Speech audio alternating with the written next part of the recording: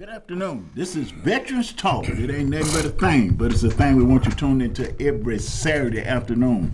I'm Elsa McGee, your host, and here today again, I'm here with my sidekick, my partner in crime, Tony. Mary, how you doing, brother? Then we got a special guest. You know, I mean, for the first time, I think we got three branches of military right here. Yeah. You know, we got the Marine Corps.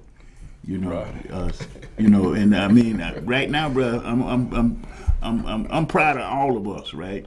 But I'm proud of what you guys are doing with the Camp Lejeune thing, the exposure. You know, I mean, that was a fight that needed to be fought, and I want to just take my hat off to you guys that stuck to the fight because it involves families. You know, so introduce yourself, Johnny. I ain't gonna do that. All right. I'm Johnny Higdon. I am the president of the Atlanta chapter of the National Mountain Marine Association. We have the chapter here in Atlanta where we have about 60 members, heavily involved in the community and several community events. One of our biggest focus when we're talking about the Mouth Point Marines is to ensure that the approximately 20,000 Marine veterans that served, African Americans that served at Camp Moffett Point in the 40s, from 1940 to 49, received their recognition. And when I say recognition, it means they were awarded a Congressional Gold Medal in 2012 for their service and sacrifice to this nation. Well, out of those approximately 20,000 that served, only a few thousand were ever issued that medal for several reasons.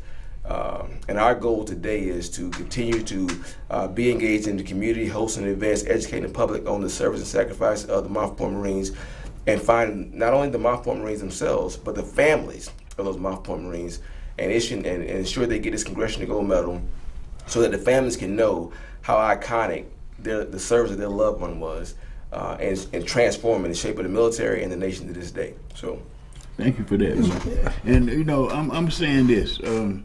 I was one of my generation, you know, the Vietnam generation. We were the guys that integrated the military, and that wasn't an easy job. We had fights in the barracks, but we learned, you know, to get along, and we did something that I don't think the greater society has embraced, and that we can respect each other's differences and still work together. Right. And I think the U.S. military show that more than anything. So I'm watching that star on your cap, brother. I mean, you know, that's the top of the line with the enlisted personnel. Yes. So I'm thankful. Thank you for your service, and thank you for what you're doing now, because it's so important that we bring this back to our community. Right. You know, as a service rep, I've always, like I said, my passion was getting benefits. You know, the benefits, the educational benefits, the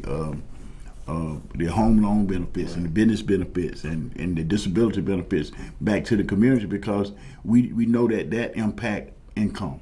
But what more, and what Tony has been pointing out lately, the skills that we pick up in the military. Not just the discipline, right, but the skill package that we pick up in the military and make that transition back into the community easier. But what I want out of that is that when you make that transition, bring them skill packages to work in the community. So, and I heard that's what what your group is doing, and that I want to thank you for that. Yes, sir. So, tell me, what do you think about the PAC Act? This is where we're at now with this generational change in benefits at VA. Yeah, long overdue. I would say glad they were able to push this forward and get it recognized. There are so many issues that veterans go through in the military that the average person just doesn't understand.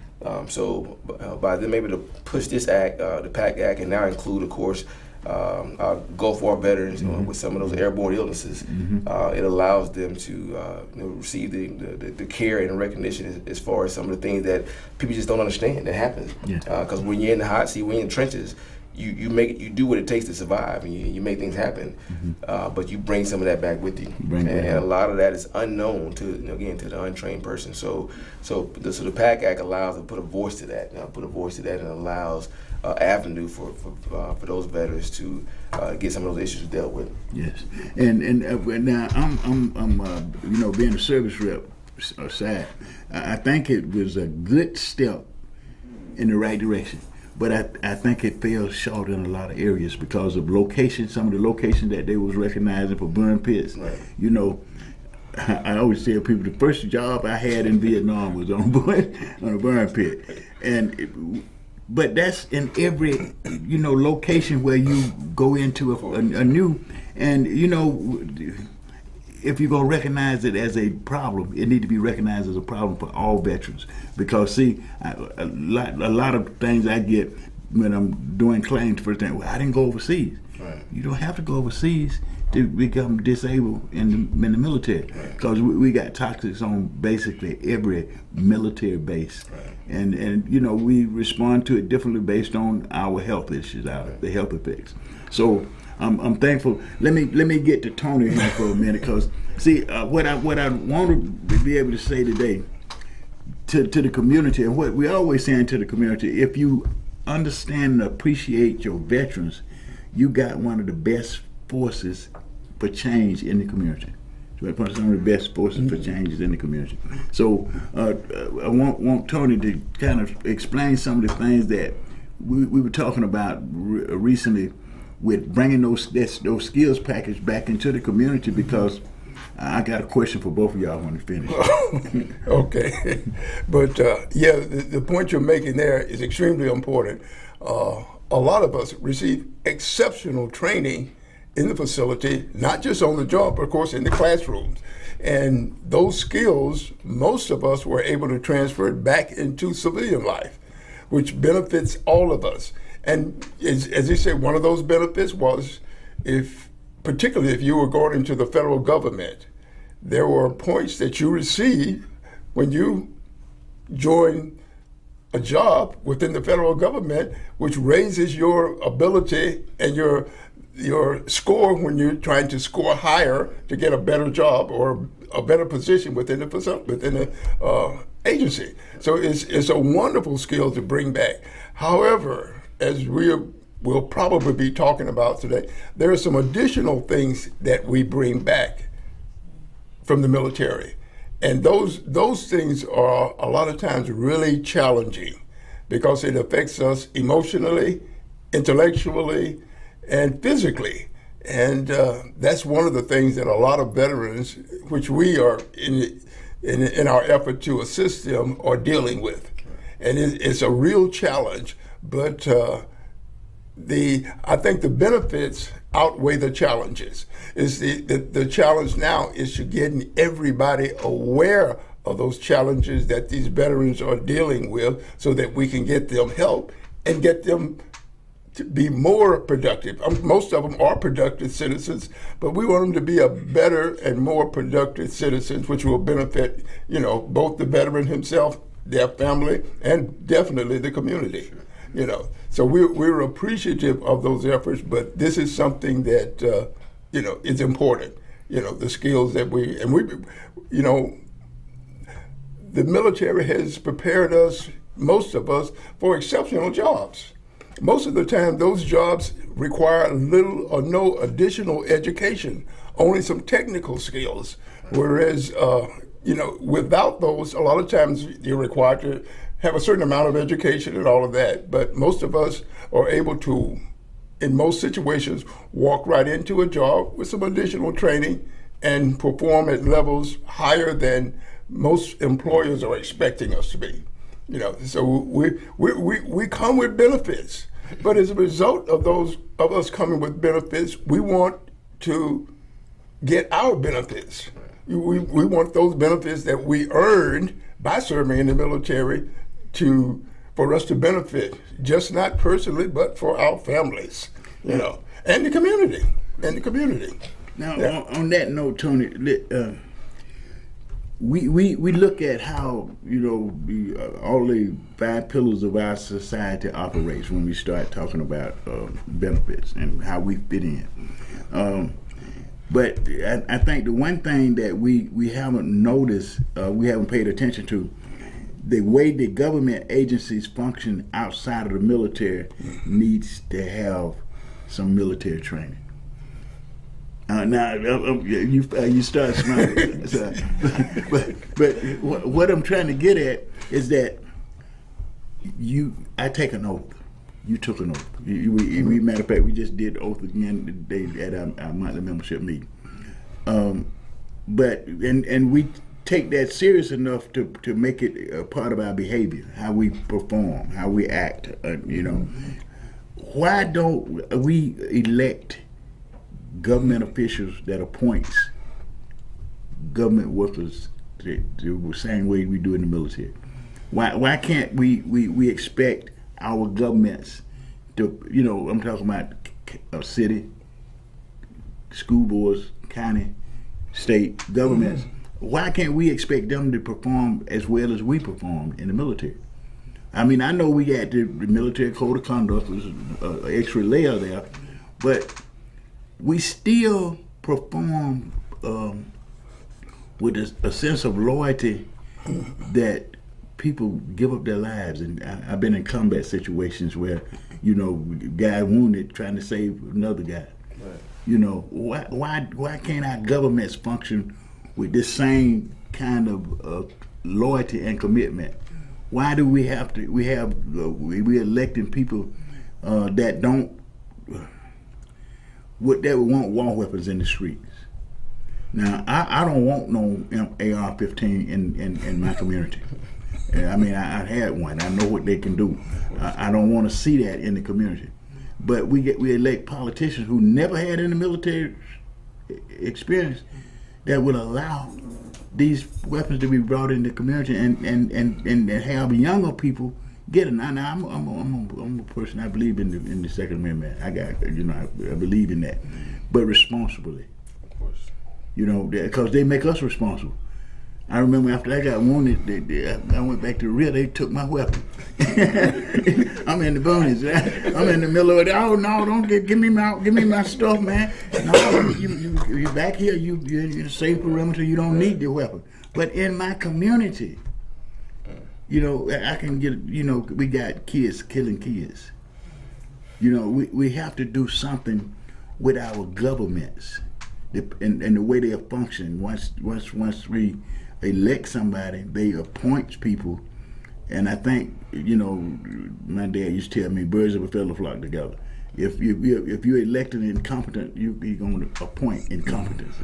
So what can we do as ex-military to bring that sense of dedication to the ballot box? Well, and so again, strictly my opinion.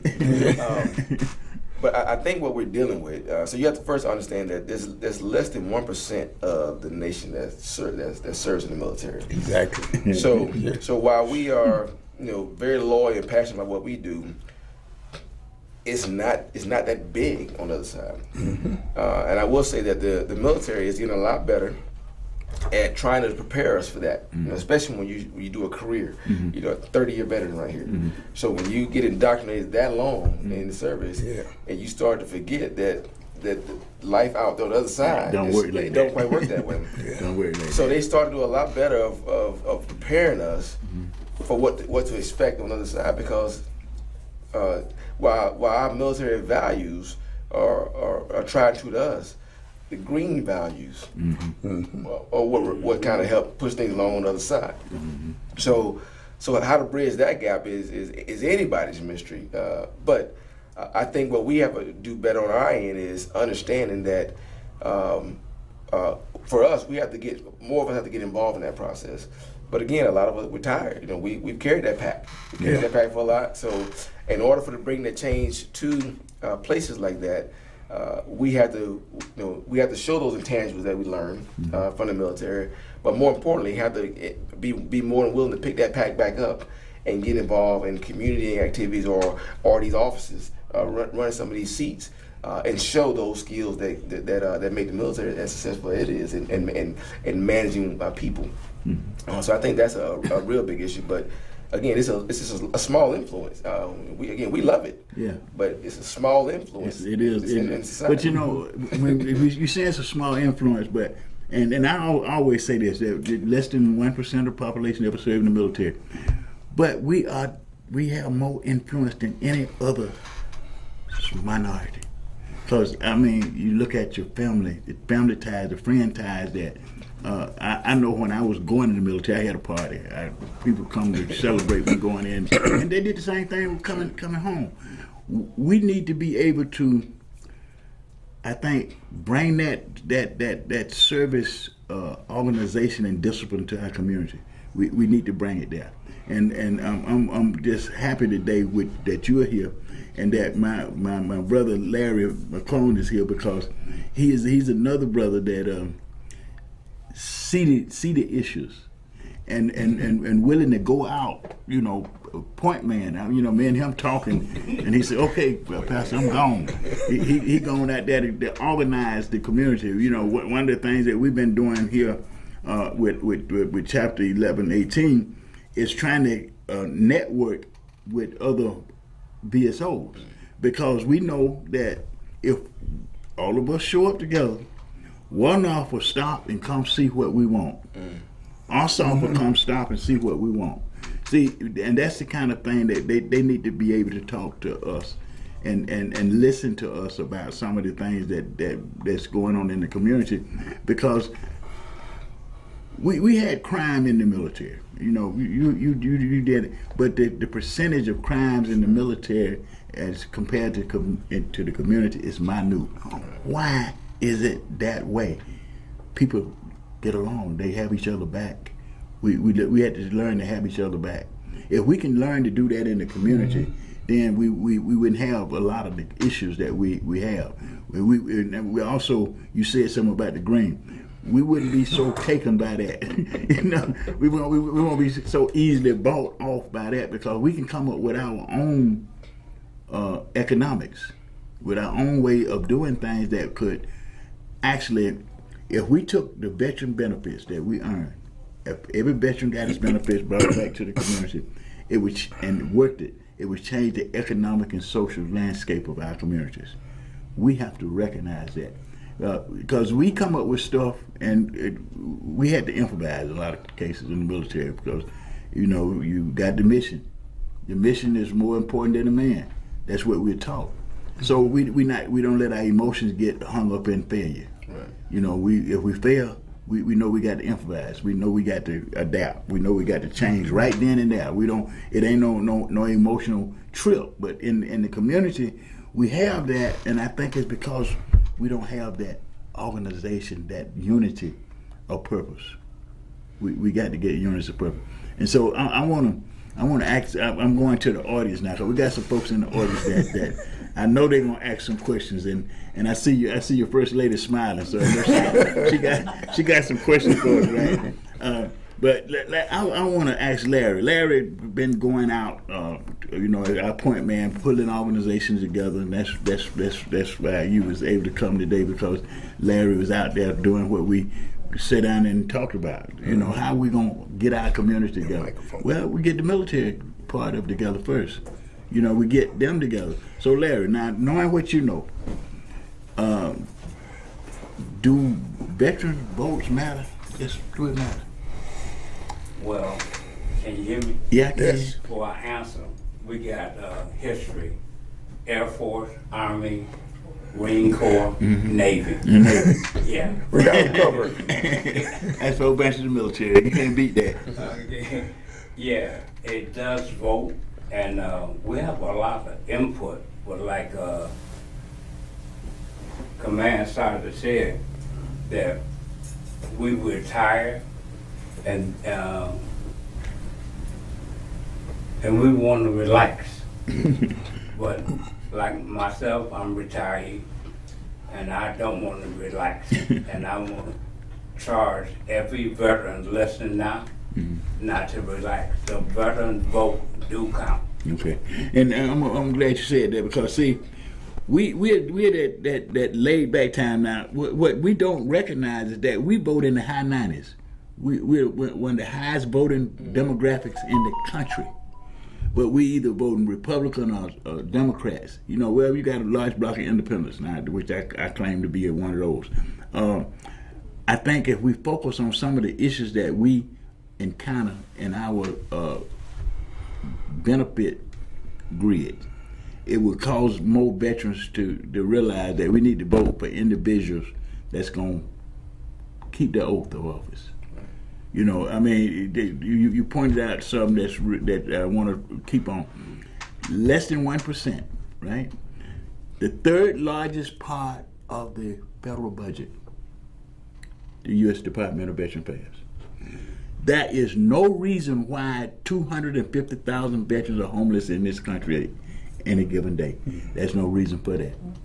You know, and it's us because we won't come together. We won't say, no, we're not going to watch my brother in the streets homeless when we know the government got the money to change the Larry. On that note, the VA follow up on them. If you won't ask, they won't tell. Mm-hmm. So what the veteran don't know, the VA ain't gonna volunteer to tell. Well, that's why we got Veterans Talk. Yeah. Veterans Talking to Veterans. We got that's why we're here today. Veterans Talking to Veterans. Yeah. See, we're gonna expose this thing and we're gonna bring it together because see, I worked at the VA. You know, but I know too that veteran went out there and committed suicide.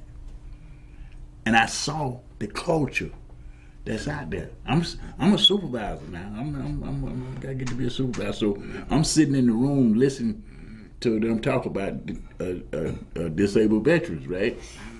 They forgot that I was one of them. See, but that 15 points got me in the door. See, you know, and then I used them veteran the education benefits to get a master's degree. So they had to let me in the room.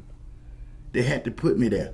But the minute they found out that I was different, they gave me 100% service-connected disability and out of the door. They retired me. See, and we shouldn't have that kind of stuff taking place in our governments. These are our governments. We serve to make this country what it is. We deserve to make sure that if that pledge of allegiance that we're talking about, they need to live up to it. They need to stop pledging allegiance to the flag. You know, they need to live up to it or stop pledging allegiance to the flag because it's misleading. I want to shout out to all them young men and women that currently serving in the U.S. military, especially my grandson. He's in Germany. He's 7 now. I mean, he making a career out of it. I told him, I gave him my Purple Heart though, so he ain't got to do that. he ain't got to go through all that. But what we are up against is not just the people kind of take advantage of us or take us for granted because you don't never see a group of veterans stand up and say the PAC Act was good, but we need that amended. It didn't go far enough. It didn't include all the veterans that are suffering from these disabilities. Because I know for a fact that they got burned. They used burn pits in the United States. Well, what about those guys? You know, we got to stop acting like we don't know better. Because we've been there. And we know absolutely, you know, you ain't going to rush the cry sick. You ain't going on no sick call. You ain't going on no sick call. Everybody in your platoon looking at you. You know, so we're not communicative enough. But I'm going to tell you what I do, son. When I'm talking to veterans about their claim and their conditions in the military, you know who I turn to? To their wives. Because they tell the truth. You know, and their mothers. And the mothers. And the sisters, too. They'll tell the truth. We macho. I'm a paratrooper. I'm the closest thing to Superman. Man, I got bad knees. I got bad knees. Jumping out of that plane, I got bad knees and probably got some back issues that ain't came up yet.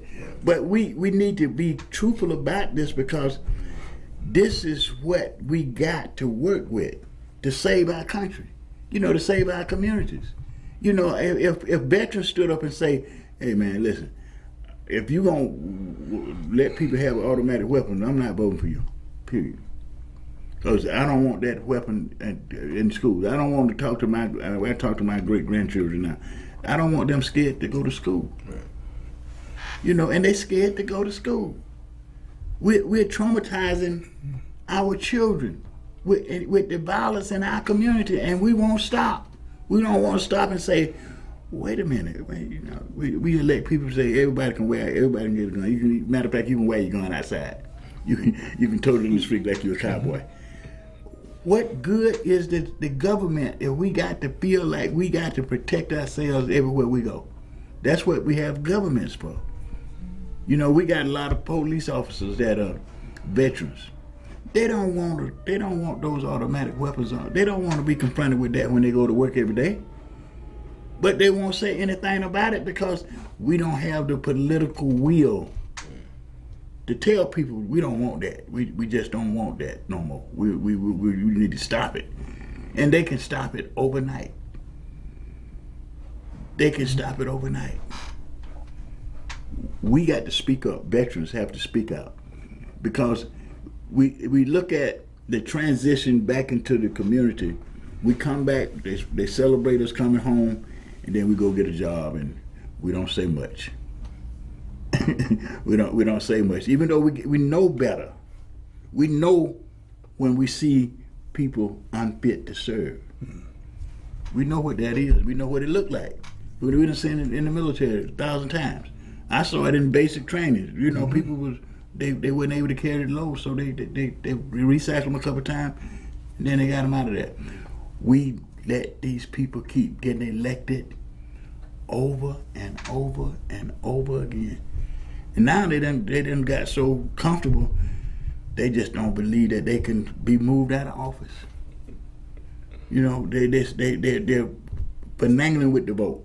They're playing with the votes all over the country. Gerrymandering, you know, I was in Marvin Narrington district. We were, yeah. Till they rewrote the lines. And they didn't rewrite the lines to account for the number of people that was coming into the district. That scared them because the people that coming into the district all look but brown. They're brown folks. They don't want that. Some kind of way we got to let them. You ain't got to be afraid no more. It's whatever we got to do. We learned how to do it in the military, and I'm trying to figure out how you guys did so well. You know, I mean, all of us did well. All of us did well because we all came out with an honorable discharge. How can we translate that back into our community and our politics? You know, so that we these people that's making all this money standing on their yachts telling people that $15 an hour is too much for minimum wage. You know, they need to look at the income inequity that we have in our community and understand how it relates to crime. If you do away with the lack, you're gonna do away with crime. Just, you know, you got one person in this country that could do away with crime tomorrow. All he had to do is give everybody in the country $100,000. They ain't gonna commit no. Well, you gonna have some people that gonna commit crimes because they are conditioned to preying on the community. But that's a few, and we can isolate those people and get them out the community. And that don't mean just locking them up because the jailhouse are full of people that are. It's a crime school. They're not rehabilitating them because they're not giving them opportunities to change. But we can do that. We can do all these things that matters to our community. But we got to take our vote as a leverage. And I think if we come together, and we come together thanks to Larry, you know, Larry's out there every day pumping people, you know, about what we're talking about now. To try to get them to come together. Let's come together and reason. Let's come together and see how we can work together in our community to do things. You know, I tell people all the time that I'm good at what I do, but Tony is better at some things than I am. So I rely on Tony, you know, because in the military I learned to appreciate my brothers. You know, and they all didn't look like me. They had different skill packages. They had different things that they brought to the fight. That's why we win. That's why the military is changed. That's why it's better because of young men like you. You know, you made it better through your service. And we need to make that in our community. We need that back in our community because it's going crazy. So, well, on that same topic, and again, what you talk about what Larry's doing in the community, but I will say this, that needs to happen in the military as well. Meaning, that outreach has to start in the military. In the military. So you form a pipeline. So the veterans in the community is one thing, but if you have a pipeline of veterans leaving the military and going back to the community, but you already start putting that skill set into them to educate them on how to prepare for this side, and whether it be voting or whether it be the job skill they have, transitioning that to a job that's out in the civilian sector. My point is, the outreach has to start with the veterans, especially the younger veterans, because what you're going to learn, what I've learned, and being the president of this organization, is it's hard to reach them. It's hard to reach the younger generation. They have a different way that they connect. Generations like mine and generations like yours, we bonded a little differently in the military. The younger generation, they bond totally different, and it's not as attractive to them. Being a part of veterans organizations as say we were. So we have to figure, as a veterans organization, figure out how can we adapt ourselves to bring in a new population of veterans, because times are only changing. Nothing's staying the same. And if the new generation is our new market, now I say market is in the new people that we're trying to attract, we have to figure out how to be attractive to them. So they want to take up the mantle and be better at advocacy in the community, because that's what we're working with. Yeah, that's what we're working with. We have to figure out how to make some adjustments to attract them to come in and be a more powerful voice in the community. And I think you hit the nail on the head when you said we got to start while they're still in the military. And that's what we try to do now, because we work with the junior ROTCs. We actually every year, and after high school graduation, we send a lot of our young people into the military, and letting them know that, okay, this is what you're going into. Now, these are the opportunities that you can get. And I tried to caution my grandson when he was going in, because he was really smart, to look at the MOSs that he's going to be confronted with. Right. See, and I told him, don't get no infantry MOS now. If you can avoid it, you can avoid it if you go in there and show yourself. Right. Show yourself, and they're going to put you in a place where you can come out really good and with a good experience. But we, as you said, we need to do that. Now we have a principle, a founding principle in our organization that never again will one generation of veterans abandon another.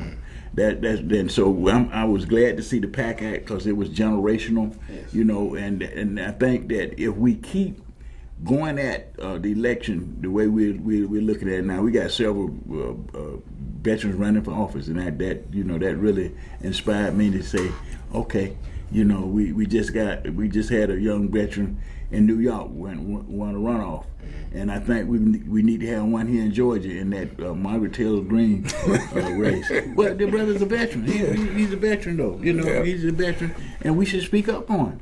We should stand up for him and ask those veterans in his district to look at him over that. We're talking about who gonna keep that oath to the people, who gonna uphold the flag. Because they do a lot of talking about it, but when you can arrest a mass shooter and you got to kill a person for a traffic violation, you got some real issues, and we need to address those issues in a way. We need to address those issues in a way that we can have some effect. And I think that what we're doing here today, and I'm so glad that you took time to do this, is just coming together and talking. And I want not just talking. I hope we can do some things after the show together. Like I said, we got one of the best service rep programs in the country, and and I'm teaching it. I'm teaching because I'm 75 years old. I got to teach you something. I got to take the mountain when you cut out. But what we need to be able to do is share those things and come together and let these congressmen and senators see us. When they say veterans, they look around, they're going to say, oh, I'm veteran. It might be a small population, but they done came together. So we will come together under some circumstances. So we got to find out what those circumstances are. How do we get those young people, those younger veterans? And I think if we start talking, I'm dealing with a mother of one of the young veterans that committed suicide. We have to reach out to their families while they're in the military, because they need to understand that they're not geared to, trained to tell when they can't handle it. They're not trained to do that. They're trained to handle it no matter what it takes. Right. And some of that's coming back home, and it's not a good thing. It's not a good thing for the family that gave their veteran, their child, their loved one. And it's not a good thing for the country, because we're just 1%, less than 1% of the population. There's no reason they got over $200 billion a year for the VA. Less than 10% of that percentage of veterans ever used the VA. Now I know a lot of people don't realize that less than 10% ever use the VA, because they come out well. They come out good, so they don't really need the VA. But what about that percentage that didn't come out well? That's what the VA was established to do. Besides those, what I call upward mobility programs like education, the home loan, and another thing I really want to push this. We need to make sure that veterans are getting their business loans. This is one of the things that VA even complains about. They got a business loan set up now, disabled veteran businesses, where they actually help you set up the business, give you the business. So everybody come out the military ain't got to look for a job. We need to get them abreast of all the benefits that they got, and like you don't have to be out of the military to use your home loan. You can be buying a home while you're in the military. So we got to find a way to our young brothers and sisters to get them prepared for the community. The community that they're coming back to, because if we don't get them prepared to come back to, they want to build a fence around Atlanta and give everybody guns. I mean, this is what it's about. So we want to take this day and thank the Marines and thank the Navy and thank the Air Force and naturally, Keith, we got to thank the Army. We got the Army. And I want to shout out to my sister, Tish, because she got some stuff. See, I wish she had been at the meeting today. Yes. So we had a hot membership meeting. We had a new member come in, and he couldn't see nothing. He just thought we were just wild. He was a career veteran. Yes. 80, I think, 86 years old. And he just felt like, well, y'all ain't doing nothing because I don't see nothing. But, bro, so I said, I can't see that good either. But what we got to be able to do is use the talent. Like, T-Scott came up with something that's I would like to see in every disabled veteran's household. It's a kit, just a kit, and it got some stuff in it that helps you. I'm 100% PTSD. It helps me. It does. It makes me feel better than the pills that they give me. I stopped taking the pills, and they're all natural. See, so these are the things that we need to get in the community, and especially into the community where you got guys coming back out of the military who has had a rough time in the military. We don't know what that rough time is, and the family they're not gonna share it. We need to get some stuff to them. We need to get some help to them, and it can't be drugs. They can't self-medicate. We can't just let that go like that. So thank you, Sarge, for doing this. And we're gonna be calling on you again. Matter of fact, I'm gonna challenge you. Come host a show one Saturday. You should do some of that. Because we got to get this message. We got to get this conversation going. And this is what we established the show for, to try to be a camaraderie in the community. So I want to take my hat off to Larry. And I know I work him. Yeah. Because I'm always I work Tony too. But see, I got a good team. Yeah. Larry. I want stars displaying about Montfort Point.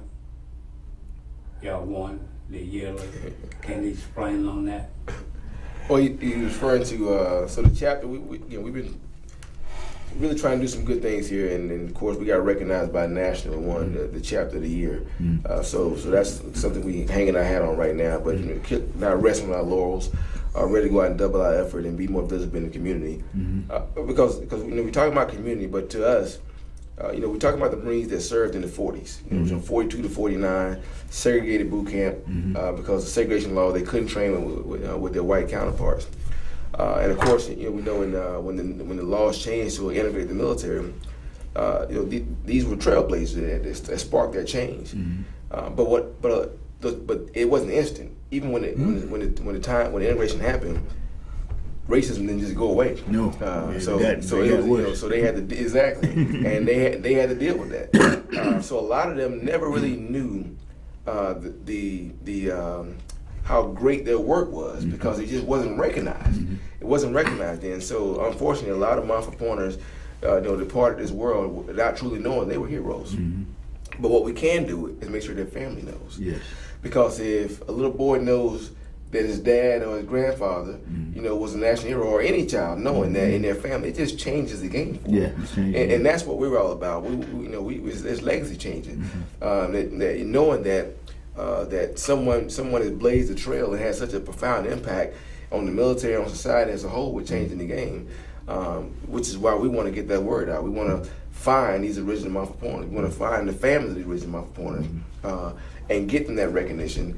And let those families, no matter what where they are, their heads a little higher now because they realize that history, that lineage that they come from, and that's what we're really trying to do. So, and again, speaking with you, we're all about getting out in the community and being visible, being known, being a part of whatever it takes to get the attention of veterans and bring about change in their lives. What we want to do. So it's awesome to be here and to get this word out. So definitely. Yeah, thank you. A really interesting point to that is one of the things that we're going to do is in the community centers have locations where we can educate these young men that are about to go into the military about the history. Yes. And that point that you just made is an extremely important point of them knowing the history of racism within the military and how it transitioned over the years to what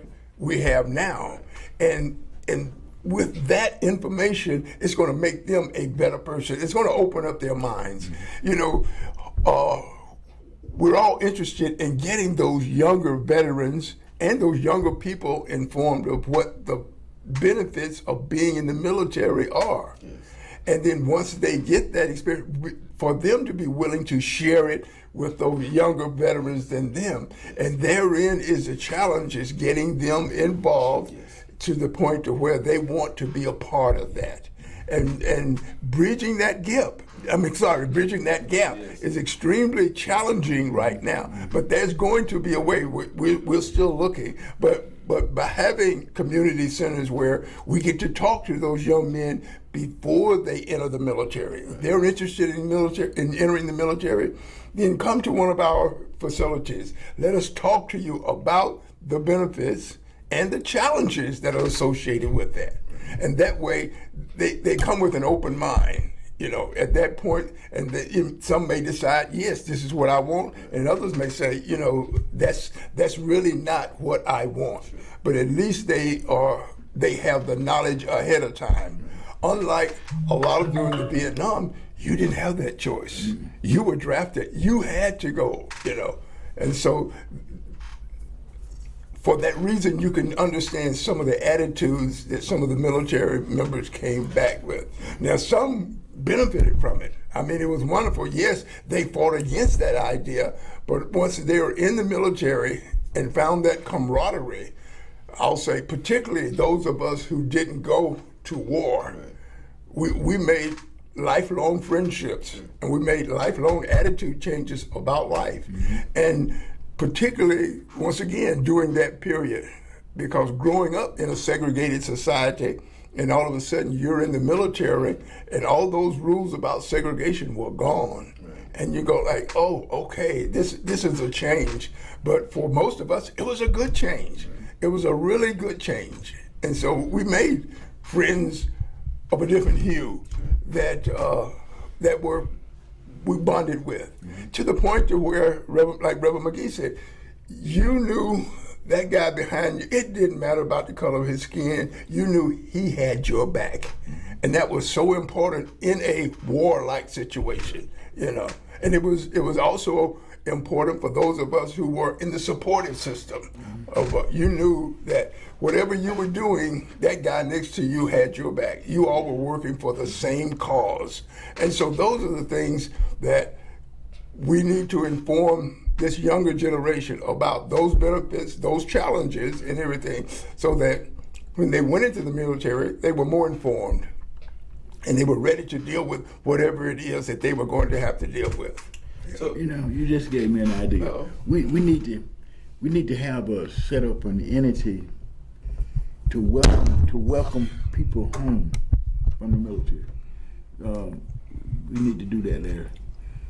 We need to set up an entity of all these bases. You know, we start welcoming. When you get out of the military, come see us. You know, we need to do a splash on that. We're gonna come up with something where we can have an organized present for people coming out of the military. Yeah. You know, well, because and the reason that's important is because it's part of the transition. They need to know that what you did for the last 4, 8, 20, or 30 years is not quite the same back here. So here's a place where you can feel comfortable as part of that transition. You know, organizations, you know, such as what we're talking about here. You know, when you come back home, you know, and get indoctrinated back in the civilian society with all the new skills you learned, but the camaraderie where you came from, you may not find the same thing here, but this organization will allow you to transition and be ready for that jump, because it's different. Because the military was, and why I think it was so great for us, because we have a unique way of finding common bonds, and putting us through situations where we have to lean on each other. Exactly. We have to lean on each other. The last thing I'm thinking about is exactly either my survival or mission success is dependent on my brother, sisters, to my left, to my right. And that changes the game. That changes the game. That lets me see you on a whole other level. And so that's important. That's important, which is why it's so unique that we experience that in the military. And the one thing that I go back to your initial point is, people just don't understand that, which is why I'm stressing the 1% served. Well, sure, our influence is powerful, but people are looking at us almost like aliens because they don't understand what we've gone through and why we're so close and why we have the swagger that we have. You know, they can hear about it, but until you've gone through it, it's something totally different. It's alien to it. So it's, but I'm on board with you. I 100% agree. Let's do that. We're gonna organize an entity in Fulton County to do that. You know, to make sure that these young people that's coming back into the community, we greet them so that we can probably recognize some of the issues that they ain't sharing with their families. You know, and I think and then give them the resources. That's not something out of the ordinary. One of the things that happened to me when I got ready to get out of the military is the Urban League came to me and said, we understand you're getting out of the military. What can we do to help you? You know, okay, you know, which was great. And what actually happened is at some point after getting out of the military, I said I wasn't sure I was going back to school. All of a sudden, I got a call from that representative, and he said, "What do you think about becoming an air traffic controller?" I'm going like, "What's an air traffic controller?" He said, "I tell you, I send all the paperwork, and you read it, think about it." He said, "But even if you don't, here's an opportunity to get on the federal registry, and so that if a job openings, you will be qualified for it, and a lot of those benefits that you had in the military will transition over." I'm going like, "Oh, okay," and so I did. You know, and I'm going like, "Okay," and so I benefited from that and everything. So that's why I'm a big donor to the urban leagues now. Yeah, well, we need to create that. Yes. You know, because it's something that we're not reaching out to these young veterans that we should. Yeah. And that might be a problem with the suicides. You know, that might be a way that we can help impact that. So it already exists. We just got to figure out how to tap into it. Okay. So I retired in 2019. Okay. And a new program they have, the VA does this program. They track you for 18 months. They call you like clockwork. And just like what you said with Urban League, they find out what you're doing and how are you doing. How's the transition going? What can we do for you? So my point is, this is being tracked already. Okay. It's just a matter for us to engage, tap into it, and allow and give a veteran a place to land. Okay. Give a place to land. Yeah. In other words, hey, we have this network set up for you. Yeah. They get indoctrinated in that network, and then that grows seeds right there. Let's do it. They can either become a part of our program or benefit from the services that we're offering them, which allows them another avenue to help transition from coming from a very structured environment to to chaos. Okay. From structure to chaos. I mean, it is something that I'm glad we had this show, because this gives me something to work on this week. You know, to try to find out what this is, where we can tap into it, and then we'll get together, see how our organizations can. Exactly. And can we? You know, we might wind up volunteering with them. You know, you know, that's because we don't want to recreate the wheel. We just want to make it roll better. Right. And I think our dialogue, our conversation, veterans talking to veterans. That's all this is. You know, so we don't put on no fanfare. We are here talking to each other and talking to the community about the issues that we know exist in our community and what can we do to help. How can we make a difference? And we can. See, with all of this knowledge that we got coming together, the way we're coming together now, watch what happens over the next 12 months. Yeah. We're gonna see some changes in our community. So because we're gonna push.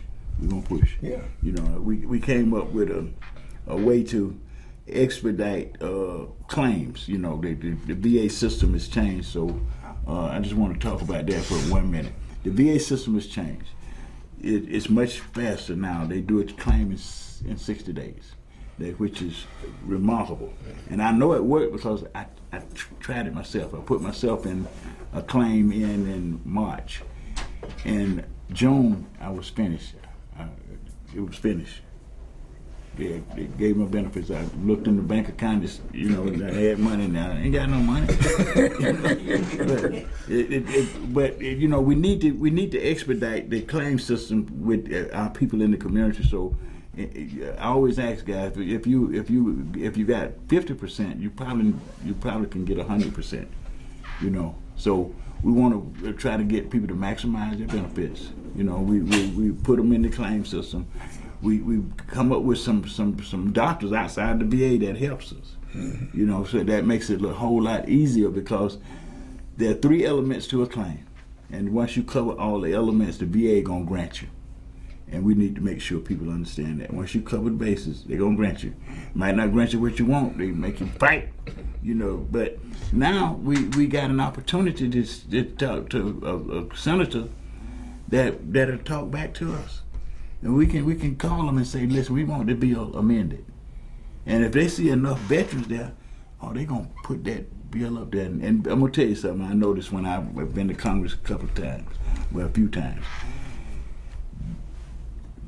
They don't fight veterans, they fight each other. You know, that's politics. You know, they want to, if the Republicans want something, the Democrats are against it. The Democrats want something, the Republicans are against it. But you notice one thing, when they messed up on the PAC Act about a week before they passed it. And buddy, there was some veterans came out of the woodwork. They went right back in there and passed the PAC Act. I ain't never seen them move so fast. But I saw the veterans coming out on the media and complaining about it. So they was talking about, well, they did veterans wrong. So everybody was, you know, trying to hide their head and get in there and make a vote. We need to make them do that often. Yes. Because we are being shortchanged. You know, we're really being shortchanged. And I want to be able to wake up and know that every veteran is getting the care that they need, you know, so that they did a service. They need to get the care that they need. You know, if they got a disability, they need to have their maximum due for that disability. not put them at 30%, and they know that they can't function with 30%. That ain't even that's almost insulting. But they do it because the system is designed to let them do that. We can have them fix the system. I was able to change some rules at the VA, by just being an employee. I know that veterans can push the VA to a better place, and I'm hoping that's what we're gonna do. Tony, want to close it out for us? Oh, yeah. It's, one of the things we always mention here, of course, is what our organization is doing right now, which is building a memorial in Piedmont Park. And so we're looking for veterans families, friends of veterans, anybody who knows a veteran, to purchase a commemorative brick so that your name or your veteran's family's name or anybody you want to, or your organization, to be a permanent part of a memorial in Piedmont Park. And here's an opportunity. Go to our website, see it on my helmet here, sonsofatlanta.org. Study the website itself. Find out what veterans are doing, what veterans have doing, and our attitude. But you'll also find a list of approximately 240 young men who paid the ultimate price from Atlanta, Fulton County, whose names will be permanently imprinted on this memorial. And your name, alongside them, could be part of a commemorative brick that is a part of this memorial. So we're asking everyone's family, anybody if you want to support an organization that's going to do many things, not just build the memorial, but you heard us talking about opening up the centers where we can assess veterans, get their benefits, help veterans entering the military, provide them all the information you can, then join this organization, purchase a commemorative brick, and become a part of our memorial. Thank you. Next week, T should be back on set, I hope, to give us some information. Matter of fact, she's going to host the show next week, right? Yes. Okay. All right, see y'all next week. Thank you.